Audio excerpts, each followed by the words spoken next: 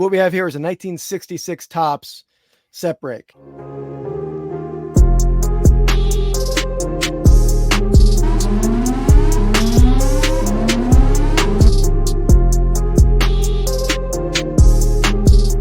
Welcome everyone. Welcome to Jailbreak Pack Rip Battle. We have another episode today where we'll be ripping a sportscards.com set break. We've been doing these lately. We'll be filtering in some regular our wax pack battles that we started this little segment for, but this one is another sportscard.com break. Yeah, this is really your wheelhouse. This is the stuff that you like the most. Absolutely. And what we have here is a 1966 Topps set break. Andy's more of a modern card guy than a vintage card guy.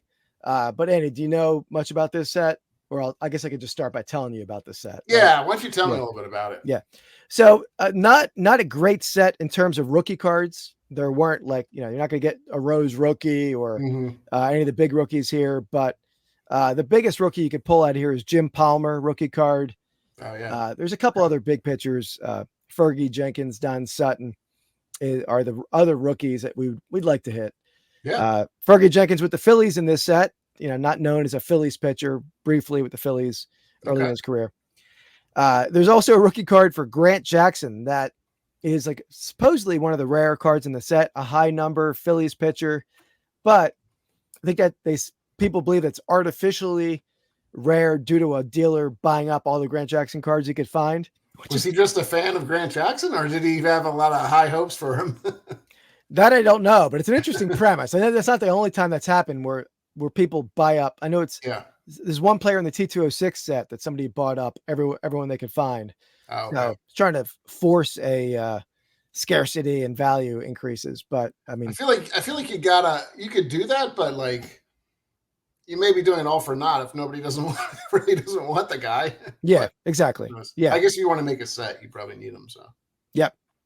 So there we have it. So that's what we're, the rookies we're going for the Jim Palmer rookie card. And then you have all the stars that are still in the late 60s, mid to late 60s. Mantle, Aaron, Mays, McCovey, Pete Rose, third-year Pete Rose card. So a lot of big names you can pull. Didn't realize Pete Rose is that old, but I guess he is. 63 Topps is a rookie card. Yeah. That's crazy. Yep. So there we have it. That's what we're aiming for. So without further ado, we will let me actually get this guy. I'll cut the seal and we'll get him over on the camera here. I did just rip the cellophane off before we started. Let me get the camera to the stage. Sportscards.com. Which I put these all face down. Took them out of the sleeve, face down. So first up, Jesse Gonder. Okay.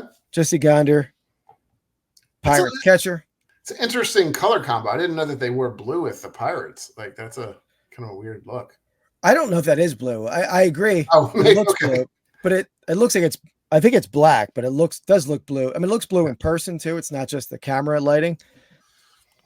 Number 528. So that is a high number, I believe. I'm pretty sure that's a high number. Jesse Gonder, Pirates catcher. Frank Kreutzer, Senators pitcher. He looks like the American gymnast that won the bronze medal on the pommel horse. Look him up afterward. I got to check him out. But cool specs. Cool specs there. Got the classic 60s specs, I feel like. Yeah. I think they're in now too, right? That's what coming back. Yeah. Don Locke, back-to-back Senators. Yeah. Outfielder. Yeah, it's weird to see them, and then obviously they were gone, and now they're back again. Well, that's the Nationals. You're right. Yeah. Well, I'm so used to seeing it. It looks logo, it looks almost exactly the same, which is I don't done on purpose, but no, you're right though. You're right. Jerry Adair, another hometown team for you down there in Maryland. Baltimore Orioles. Cool poses, cool photography in the 66 set. Some action, at least with that one, a little action. Well, not total action, but at least posed. And Same with this one. Yeah. Jim Maloney. Okay. Jim Maloney, Reds pitcher with the vest jersey. Yeah, I actually feel like the photography is like pretty cool on these because they're clearly none of these are green screen. Not that maybe they are now at all either, but like they're just random people in the back doing stuff, going about their business. Yeah. It really kind of tells us. Jim no-hit the Cubs in 1965. I didn't know Jim Right. Maloney had a no-hitter. Pretty good. Cool. All right. Detroit Tigers. That's Andy's squad. There you Third go. place in the American League. Doesn't seem like a big. Oh, I guess it's not a show off card or anything. Third place is not. Yeah. Well, they made them for all the teams. Usually, a lot of sets, the team photo card would be the team checklist, but not the case here because the back has like pitching leaders and batting leader. Looks like pitching leaders. Yeah, pitching leaders. Yeah. Oh, okay. You got Denny McLain, Mickey Lolich. Okay. Yeah. So they were in the World Series a couple years later, right? 68. I think so. Yeah. Yeah. So I like the background on that too. It's interesting how they do these because some of the background is they probably had to physically cut all those people out of the picture and then and then painted it. They probably painted it. Yep, for sure. Yeah, there was no fancy Photoshop work back in 1966. Exactly. All right. Larry how many Brown. cards do you have left? How many cards? Oh, okay. I'll give you the count in a second. Larry Brown, Indians, shortstop, not the Sixers coach, not the Kansas coach. I think it's the same guy. It's the same guy. That's a little bit of a similar look. He does. Yeah. Again, also wearing the vest jersey that we saw with Jim Maloney. Yep. Number 16, Larry Brown. Larry's brother Dick is an Oriole catcher. Okay. There we go. Dick Brown. Not a good name. Not a good name. Not a good name. Hopefully he doesn't call himself. I want the Dick Brown card. That's a terrible name. How many cards is that? We're at 7 cards. Okay. Final card. The last one? Oh, last one. Okay. Last card. Oh, banger. Look at that. Banger. That's Mickey Mantle, graded 3. To be honest, I had a sense that I could tell there was a slab in there, and I didn't know it was going to be Mantle, but I think there was only a couple cards in the set break that were graded. So this is what I wanted. The Jim Palmer, I think, was also graded. So yeah. But yeah, that's awesome. That's incredible. It's not a badly centered card either. I mean, I guess that's why I got the 3. And certainly there's a little rounding. Yeah. Everybody wants the Gem 10s and stuff, but those don't really exist in vintage cards, really, do they? I mean, like very, very rare, but yeah, very rare for sure. Yeah. But yeah, I mean, it's a nice looking 3. I mean, a 3, there's no creasing that I can see. There's some corner rounding. You're right. Centering's pretty good. There is some, that's a set with notoriously bad centering in the set. And a lot of the early stuff is. There's some little marking over here.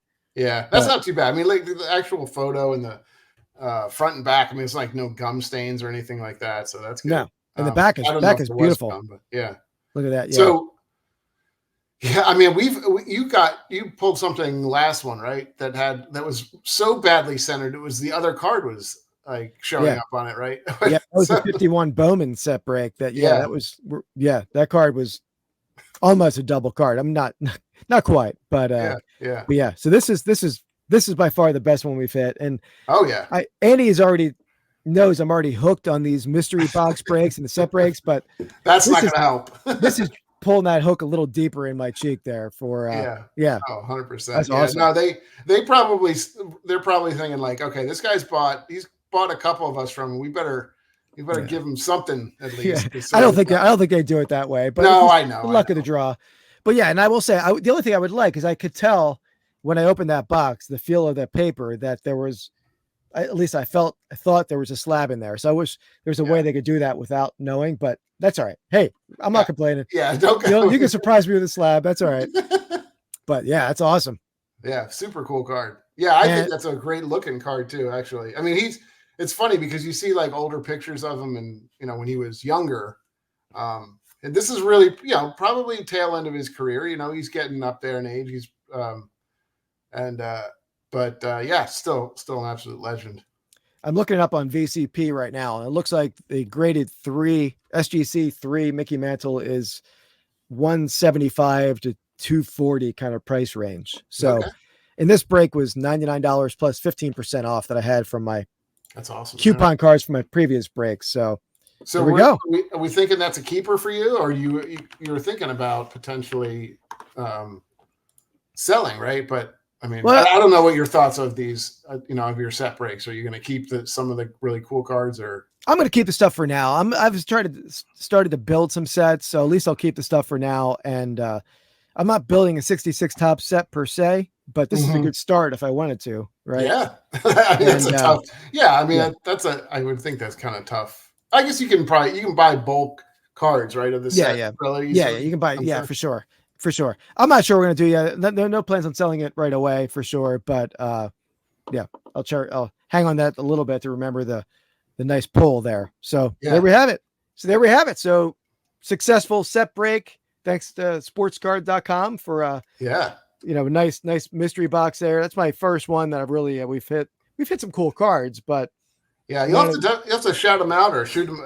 Definitely tag them in an Instagram or something. Yeah, for sure. I'm sure they love to probably track them and stuff like that. So yeah, but there we have it. So yeah, guys, check us out on this channel. We have a live podcast every Wednesday night, 8 p.m. We have a fun giveaway, fun chat. We draft a sports or non-sports topic, delve into sports cards and memorabilia, and also our new channel, which is all about ripping packs and beer tasting over at Rips and Brews. So give us a look over there. If you like what you see, hit that subscribe button, click the like button, do the same here, and we'll see you next time. Peace.